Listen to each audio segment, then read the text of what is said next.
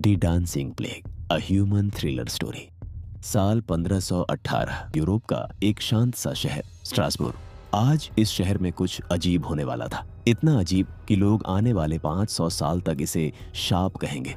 आज सुबह शहर की एक पतली थकी हुई औरत फ्राउ त्रोफिया अपने घर से निकलती है और अचानक वो सड़क के बीचों बीच रुक जाती है। उसके चेहरे पर डर था, लेकिन वजह कोई नहीं जानता। और फिर वो नाचना शुरू कर देती है।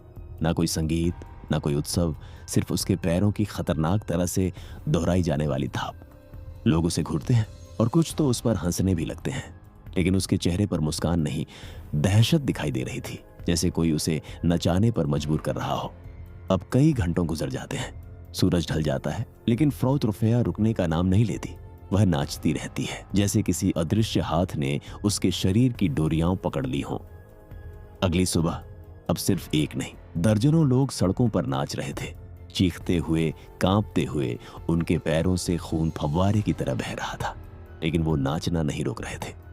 अब डर पूरा शहर में फैल चुका था। तब के डॉक्टरों ने कहा, यह बीमारी नहीं, हार्ट ब्लूड है, इन्हें नाचने दो, ये खुद ही ठीक हो जाएंगे।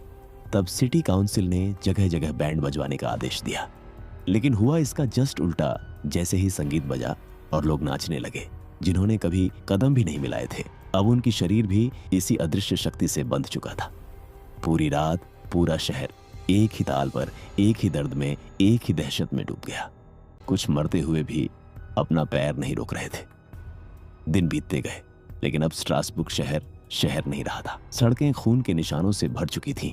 हर कोने में लोग नाचते हुए गिर रहे थे।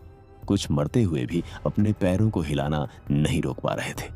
दूर से देखने पर लगता था जैसे पूरा शहर जिंदा नहीं, बल्कि किसी खुली हवा वाले मुर्दा घर में बदल चुका हो। हवा भारी, गंध डरावनी और माहौल इतना भयानक कि सांस लेना तक मुश्किल हो जाए। रात होते ही सड़कों पर सिर्फ एक आवाज गूंजती, थप थप थप, टूटे हुए पैरों की, आखिरी सांस तक नाचते शरीरों की आवाज। लोग कहते थे ये प्लेग नहीं, एक बद्दुआ थी, जो एक बार जिसे पकड़ लेती वो मौत तक नाचता था। कई हफ्तों बाद जब महामारी खत्म हुई, तो सड़कों पर सिर्फ सूखे खून, फटे कपड़े और उन जगहों के निशान बचे थे जहां लोग आखिरी बार गिरे थे। लेकिन आज भी लोग कहते हैं कि उस साल शहर नाचा नहीं था, शहर तड़पा था।